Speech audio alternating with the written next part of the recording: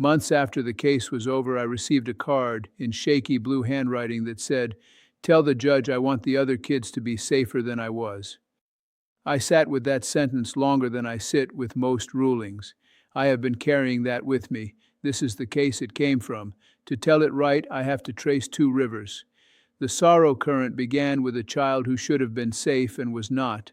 The grace current began later, in a place where no one would have blamed it for never appearing at all. By the time both of them reached my bench, I knew I could not speak from only one of them and still call what I said justice.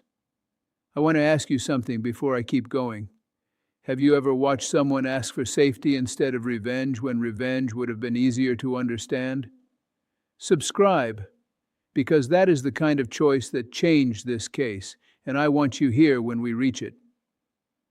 The sorrow current began on March 14, 2024 at 2:17 p.m. in Room 4B of the Pediatric Observation Unit at St. Catherine Children's Center in Columbus, Ohio. 8-year-old Nora Bell had been admitted that morning after a severe asthma flare. Her chart carried a red peanut allergy alert on the first page.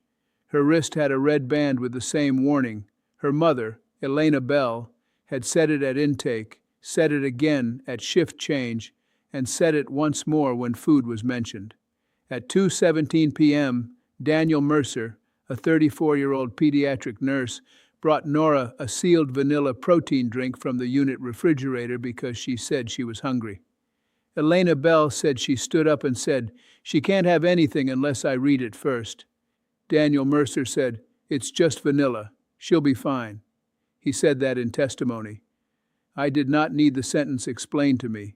It carried its own carelessness. At 2:21, Nora vomited into the blanket on her lap. At 2:22, hives spread up her neck. By 2:24, she was gasping and clawing at the air in front of her chest. The code button was hit at 2:24 in 19 seconds. She received epinephrine at 2:25, a second dose at 2:27, and oxygen support before she was moved to intensive care. She survived. That mattered to me every day this case was in front of me, but survival did not place her back where she had been 1 minute before the drink touched her lips. The hospital later called it mild hypoxic brain injury. Mild was the word on paper. It did not feel mild in the testimony. Before that afternoon, Nora read aloud in class, sang in the car, and slept through the night. After that afternoon, she startled when anyone opened food near her. She needed speech therapy for months because the intubation left her voice thin and painful. Her mother woke after midnight to check her breathing, even when the doctor said she was stable. When Nora entered my courtroom for the first hearing on June 24, 2024, I noticed that she did not look around the way most children do. She kept both hands on a red zip pouch that held 2 epinephrine injectors, and she walked as if the floor itself had taught her that rooms can turn on you fast. Midway through that hearing, the bailiff brought water to counsel table. Nora took the cup with both hands and said, "Thank you for checking first." That small sentence told me something grief had not managed to take from her. When Daniel Mercer entered, I noticed the empty strip of skin at his neck where a hospital lanyard had probably rested for years. He sat too straight. People trying not to break often do. During a short break, a mother in the gallery dropped a board book and her toddler began to cry. Daniel turned at once, the way pediatric nurses do when a child makes that sound, and then caught himself. That brief reflex had nothing to do with the charges and everything to do with who he had once been in other rooms. It required something of me. I had to see his full humanity without letting it blur the harm. By the time the case reached me for sentencing, he had already pleaded guilty to 1 count of felony child endangerment and 1 count of misdemeanor falsification of a medical record. There was no question left about whether he had done it. He had admitted that he did. What remained was harder in a different way. I had to decide what accountability should look like when the harm was real, the admission was real, and something in the future was still asking to be built. The first file came to Chambers in a blue folder too thick to close cleanly. On top was the timeline. Under it were photographs of the red wristband, nursing notes, rehab records, school reports, and something most people outside court never hear about, a pre-sentence investigation. That is a report the court orders so I can see who a person has been away from the single worst thing they have done and who they have been since. It is not there to excuse. It is there so the sentence is aimed at a whole human being and not only a headline. The first piece of evidence in the sorrow current was plain enough to stop me cold. It was the allergy care plan signed at 1:08 p.m. the day of the incident, 69 minutes before the drink was given. Daniel Mercer had initialed the bottom right corner. Across the top, in red block letters, were the words, "Peanut allergy." Next to food restrictions, it said, "Parent must approve all oral intake." I remember lowering my eyes and not reading for 3 full seconds because there was nowhere for complexity to hide. The sorrow current kept moving through the code record, the intensive care notes, the speech therapy logs, and Nora's own testimony by closed-circuit video. We used video because she tired easily, and the law allows that for children when the room itself asks too much of them. She sat at a small table with a blue stuffed rabbit under her arm and said, "I remember my mom saying my name, and I could not answer." That belonged entirely to the sorrow current. It was plain. Plain can be harder to bear than loudness. Elena Bell then read from a notebook where she had written every night Nora woke between March 14th and May 3rd, 37 nights out of 50. She did not cry while reading it. She moved one finger under each line as if paper could lend steadiness to a body that had spent too many nights listening for breath. In the second row, one of the medical board lawyers removed her glasses and set them beside her yellow pad. From the bench, I could see that even people trained to sort harm from rule violations had stopped doing only that. If you are still with me, you have probably gone quiet. The room around you has probably thinned a little. Subscribe. That kind of attention deserves the rest of this story. Subscribe and turn on notifications. The grace current began somewhere no one would have expected to find it. At 9:16 p.m. on March 14th, before he had a lawyer and before anyone had offered him anything, Daniel Mercer wrote a one-page incident statement. In it, he said, "Do not change the chart to spread this around. I bypassed her mother. I made the choice." That sentence did not repair a thing. It did not belong to mercy. It belonged to truth, and truth spoken against self-interest matters in a courtroom more than people think. That current kept finding its path through records nobody was required to make. A respiratory therapist wrote that Daniel was the first person back in Nora's room after she was stabilized and the last one out before transfer. A nurse manager wrote that he offered to resign that same night and was told to wait for the internal review. His own union representative noted that when counsel advised him to limit contact, he still signed every factual correction the Bell family requested in the chart amendment process. None of that erased the red warning he ignored. None of it deserved to. But it told me Grace had entered the case through honesty, not through excuse. Then came the moment when the two currents first touched. Elena Bell stood to read her victim impact statement with both feet planted wide, like a person who had learned how to stand from hospital floors. Halfway through, she said, "I do not need another ruined person. I need a safer room." I wrote that down at once. That was the first piece of evidence that carried both rivers in the same sentence. Loss was inside it. So was direction. When she said it, Nora did not look at her mother. She looked at Daniel Mercer. He looked down at the folded paper in his hand, then back up. That is the sort of detail only the bench gives you. From where I sat, I could see two people holding the same sentence for different reasons and still being held by it in the same way. I felt anger and mercy at the same time. I did not say that out loud then. I am saying it now. Here is what I am offering. The rest of this story told the same way I lived it, without rushing past what hurts and without refusing what was still possible. Subscribe if that is what you want. I will keep going. The defense was led by Leah Coleman, a careful lawyer who did not insult sorrow with soft language. She did not deny the harm. She did not pretend fatigue turned negligence into bad luck. She laid out the unit shortage, the 16-hour shift, the missed meal break, and Daniel's immediate admission. Then she said the line that surprised me in a human way, not a strategic one. She said, "Mercy that asks nothing is only relief for the person receiving it. We are asking for something harder." That sentence belonged to the grace current because it did not ask me to look away. It asked me to design weight with purpose. She called former supervisors who described Daniel as the nurse-frightened families requested because he knelt when he spoke to children and never touched a child without telling them first. One father said his son still counted breaths the way Nurse Dan had taught him after surgery. I listened to that carefully. I also kept the image of the red wristband in my mind the whole time, because defense can open doors, but it cannot walk through walls that still stand. The sorrow current had walls. It had the oxygen drop. It had the false chart entry at 2:48 p.m. saying parent-approved oral intake when she had done the opposite. It had a child who now flinched at foil tops and cafeteria smells. It had a mother whose trust in pediatric care had been split open by the very person assigned to guard it. Argument alone could not carry those things. Then Daniel Mercer stood for allocution, the moment when a defendant speaks directly to the court without interruption. People outside the system often do not know how much that matters. Lawyers can shape language. A person in shame usually cannot.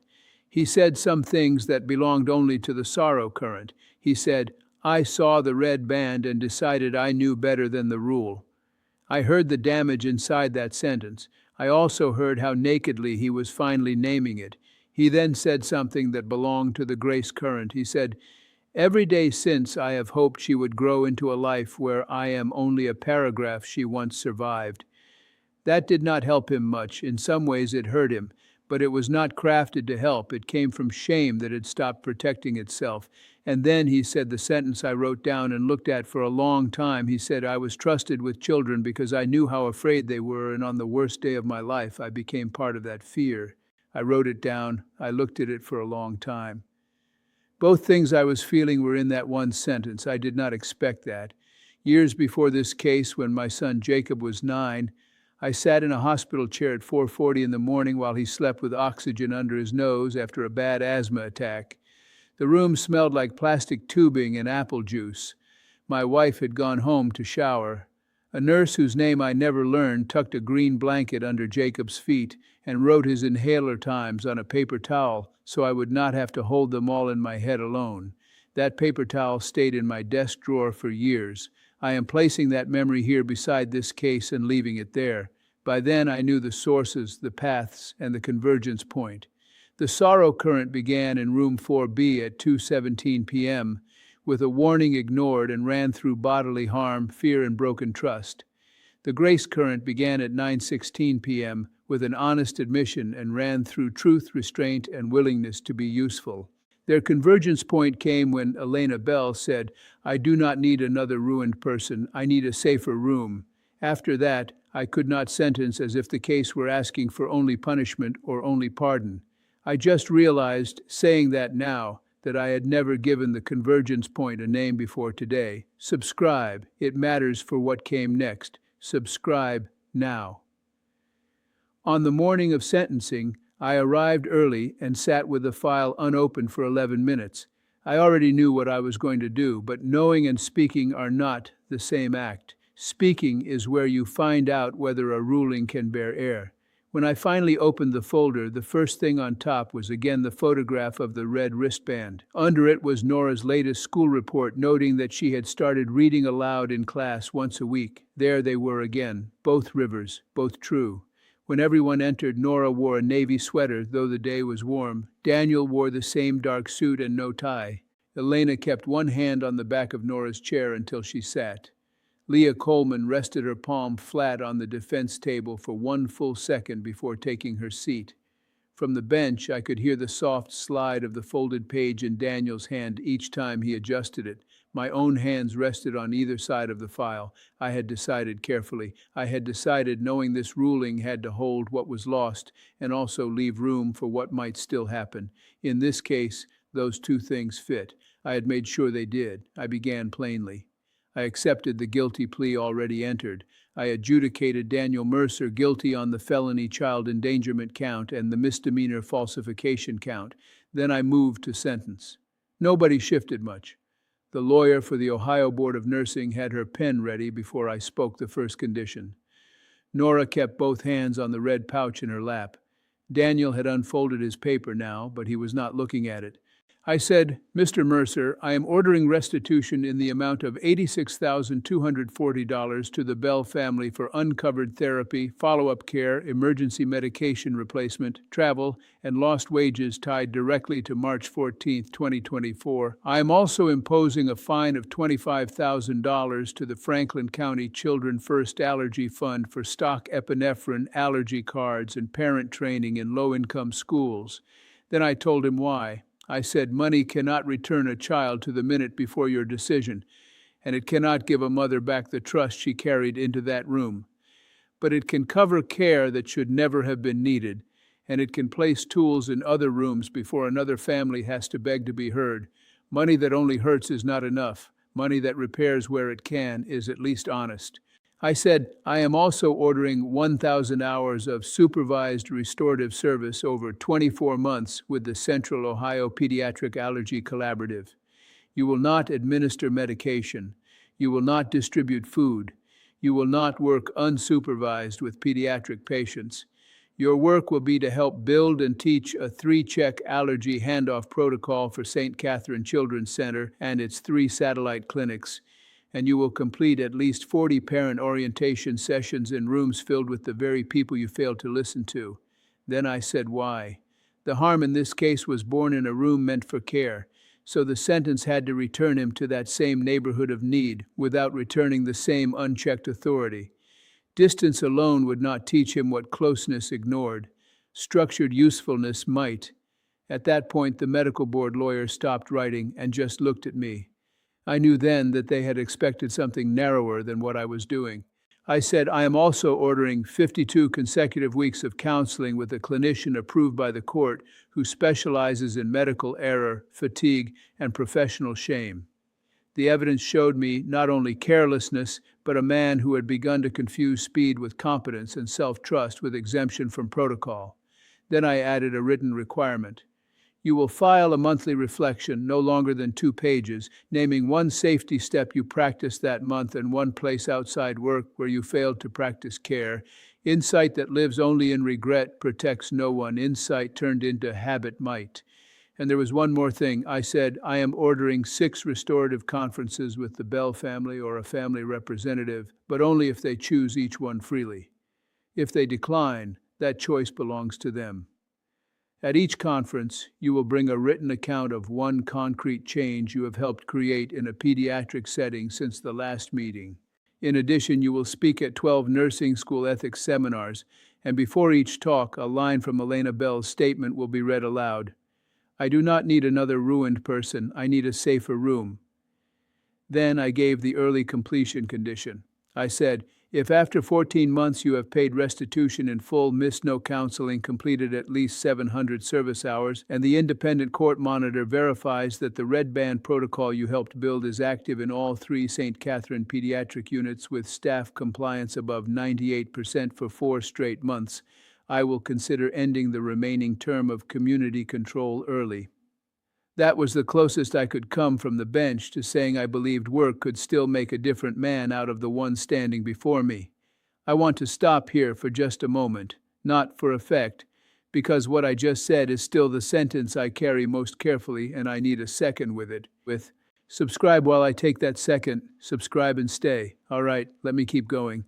After I imposed the conditions, I spoke directly to Daniel Mercer. I said, you ignored a red warning placed there to keep a child breathing. That cost Nora Bell her ordinary trust in a medical room, months of therapy, pain in her throat, fear at mealtimes, and nights her mother still wakes to listen for breath. Then I turned to the Bell family. Nothing I say from this bench returns the part of life that felt ordinary before March 14th. That sentence belonged fully to sorrow, and it needed to be said whole. Then I turned back to him and said the grace sentence. The charges describe what you did, Mr. Mercer, but they do not contain all that you are, and I am sentencing the whole man because the whole man is the one who must now carry this work. I spoke one sentence for the room. Accountability is not weakened when it creates responsibility. It is made harder. Then I ended the way truth required. The plain fact is this: a child almost died because an adult was in a hurry. When I finished, Nora did not look at me first. She looked at her mother. Elena laid one hand over Nora's two hands on the red pouch and nodded once. On the defense side, Daniel's shoulders dropped in a way I had not yet seen. No one seemed relieved. The room had moved somewhere deeper than that. You just heard what I said to him in that courtroom. Hold that for a second. Subscribe before we go further, because what happened after I said it is the part I have thought about the most. Subscribe now. Courtrooms do not empty all at once after a sentence like that. They loosen. They release people by inches. The first thing I saw was Elena Bell bending to zip Nora's red pouch closed before she stood. Then, instead of turning straight toward the door, she crossed half the aisle and stopped near defense counsel. She handed Leah Coleman a folded copy of Nora's allergy card and said, "If he is going to do this work, he needs to carry one." I heard it clearly from the bench. Grief was in it. Grace was in it too. Daniel did not reach for the card himself. He waited until his lawyer gave it to him. That mattered to me. It told me he had already learned at least one thing about what he no longer got to take directly. Before I stood, I placed my pen across the open file instead of closing it and waited until Nora and her mother had reached the door. It was a small act. It was the only one that felt honest. On October 18, 2025, more than a year later, I stood in the back of the cafeteria at Linden Elementary School for the first county training under the new 3-check allergy protocol. I had been invited, and I went. Daniel Mercer stood beside a table with 36 trainer injectors and a stack of red placards. Nora Bell, now 9, walked in holding her mother's hand and one laminated card. She placed the first sign on the wall herself. It said, "Ask twice, check 3 times. Then she looked over and said, "Tell the judge I want the other kids to be safer than I was." That was the sentence that came back to me months later and would not leave. There was an appeal. Daniel Mercer appealed to the Ohio 10th District Court of Appeals and argued that parts of the sentence were too specific and too unusual to stand. On September 3, 2025, that court upheld the sentence in full, saying the conditions were lawful because they were tied directly to the harm, the admission, and public safety. It took 341 days from the filing of the appeal to the decision. When I heard, I did not feel triumph. I felt steadier grief and steadier hope living in the same place. What this case showed me, and what I am still working out, is that holding 2 feelings at once does not weaken judgment if you refuse to lie for either one. It may be one of the few things that keeps judgment honest. In my work, I have seen people asked to be seen only at their worst and people asked to be seen only at their best. Neither view protects the public. A courtroom that tells only half the truth can only hand down half-useful sentences.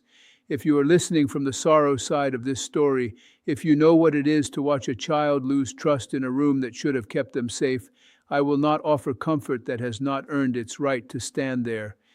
I saw that look in Nora's face. It was not only fear, it was the hard work of deciding whether the world could be entered again. What I can tell you is that over the course of these proceedings, sorrow did not take everything. It did not take her manners. It did not take her attention. It did not take the part of her that still wanted other children protected. And if you are listening from the side of the defendant, if you made a real choice that caused real harm, and now you live with the question of what comes next, I can tell you what I have watched divide people in that chair. The ones who move towards something stop using all their strength to prove they are not the worst thing they did. They use that strength to carry what the harm now requires of them. What I wish I could say to every person who has stood before me is plain. If the truth is against you, stand beside it anyway and start lifting. I still hear that line in the blue handwriting. I still see the laminated card in Nora Bell's hand. That is why I told you this story. Subscribe and stay. Use the comments like a room where people who can hold grief and grace at the same time recognize each other.